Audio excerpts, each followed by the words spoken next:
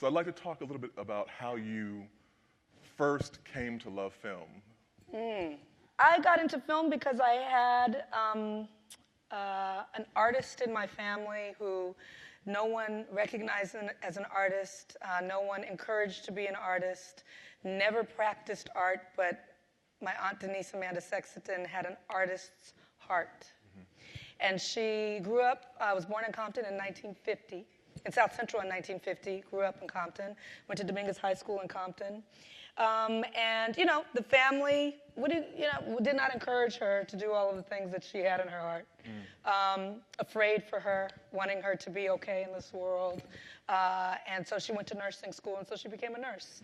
And she worked the night shift at hospitals all around Southern California for decades so that she could leave her days open to live the life that she wanted to live and experience art.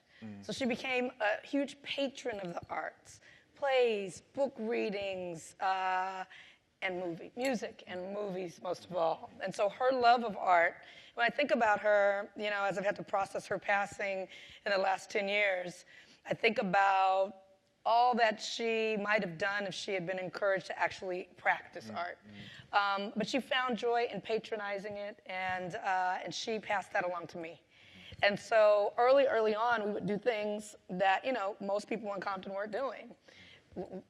My mother, who did not understand, who I loved dearly, was an amazing woman, was just like, oh, go with Denise to read white people books and go to white people concerts. So we would go do white people stuff.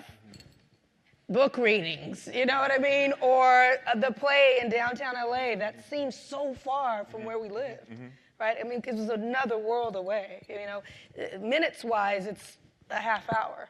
But no one's going to downtown to see a play, really. You don't feel welcomed there. There's no connection. Right. So the fact that Denise found those connections just based on her pure love of art and the interest is something that, as I interrogate now, is pretty phenomenal. But within that, she loved movies. And so every weekend, every week after school, on one particular day when there was cheap matinees, we would go and see movies. I would go in one and she would go in another, or we would go together. If it was an R movie, I would see my own, but it was a constant diet of film. Both on television and through video and through the theatrical experience. And it was a magical time because I fell in love with the images, but also, as I think about it more deeply, is because I got to spend time with her. And it was offered to me with such love that now it's really the love of my life, that experience and creating that experience for other people. And so I knew you in a kind of previous part of your career. You had a PR company that you founded and ran, and you said that you were going to. We had a conversation once, and you said, "Yeah, I'm not going to be doing that anymore. I'm going into directing." And I was like, "Oh, okay." You know, I had no idea that you were interested in film. Right. And then the next thing I see is like this documentary that you've done. My mic sounds nice. Oh, right. Gosh, we've known each other a really long time. Yeah. I couldn't. This is your first documentary on women in hip hop. Yeah. It was the second film I ever made. It was the first film that anyone ever gave me any money to make. So the first documentary I made was a film called This Is the Life about. Wow, I need one person. Look, props. Come on. This is going underground, deep down. Yes, thank you. You saw it too? Okay, too. I like that movie. It was made by hand for $10,000, check to check. It was when I first was saying, gosh, can I make films? Can I try to do this? Never went to film school, didn't pick up a camera until I was 32. I had a job, I was a publicist, and I thought, you know, let me not embarrass myself, like let me try to see if I can make something on weekends and put something together and see how it feels to do it, right, to practice art in that way, and if it's even well received.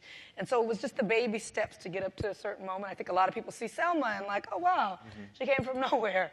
But it was really a lot of steps to try to test myself and test how much I can tolerate in an industry that really is not built for me. Talk more about this. You said in an industry that wasn't made for you. And that's the thing, I think, even in kind of having conversations with you over the years, how you, one, conceived of a way to get your foot in the door. And then, secondly, having gotten in the door, opened the door for so many other people. And we could talk about that a lot, but this was, not really heard of when you decided to have all female directors for a season of Queen Sugar. And so talk to me a little bit about this, about that process of kind of getting into a place that, as you say, was not made for you, and then creating opportunities for other people. Well, I work in an industry, if we take the industry side of things, not the actual work that I do, but the industry that monetizes that work, is built. I work in an industry built on the back of the film A Birth of a Nation. That is the film that started the whole industry, upon which the studio system and a real thought about, wow, you can create critical mass around a piece of work, and a real kind of peeping game by the very beginnings of an industry at that time of what it meant to make films and to be able to actually change hearts and minds with film, and how deeply and emotionally people were connecting to the moving image at that time, right? I mean, this is before many innovations that we would eventually see, but for someone to see the emotional connection that people were having with that product of film, and then to create industry around it, the film that was done with is A Birth of a Nation. So inherently, in all the thoughts about the architecture and the business you put around something like that, it is attracting a certain mind, right? A certain type of, I mean, it was an industry made by white men, for white men, to make things for white men. That's what the industry is, and, unfortunately, a lot of that residue is embedded in the very structure of where we work. I think the thing that made a difference for me in getting into the industry is I wasn't looking to get into the industry. So when I started, I didn't go to film school. I started when I was a 32-year-old black woman who was a publicist for other people's movies. And I really did it for the pure love, like Denise in my head. Like, I just love movies so much. So when I started to say, you know what, I'm going to work my day job, this agency that supports other filmmakers. And it was enough for me. I really started making that first film, This Is the Life, or when BET gave me some money to make a film. I was like, wow, this is going to be a real film, with money from other people. I don't have to pay from check to check. It wasn't an intention of, one day I just want that Oscar, if I can just get that. I'm not thinking about Oscar. I was just trying to make my thing and tell my stories, and just wanted to see if I could craft what I loved. So that was the first film. The first 2 docs were that. The second, my first narrative film was a film called I Will Follow, for $50,000. $50,000. I had been saving that money for a house. My mother, I love her. Her name is Darlene. If anybody meets Darlene May, walk up to her, give her a big hug and kiss. She's the most amazing woman. But whoa, did she nag me about a house. By the time I was 25, I had a house, and I just don't understand. It's a different generation, but hey, have you looked at the house? And, I saw a house, and you're just like, ah! And so you start saving for the house. I'm like, I'm just going to save for this house, and I said, by the time I'm 30, I'm going to buy this house, and I should have that, and she will stop bugging me about the house. And somewhere along the way, after I'd made the BET film, I thought, God, I should just make a film. Just try it. Just try it. I'm just going to use this money and make the film.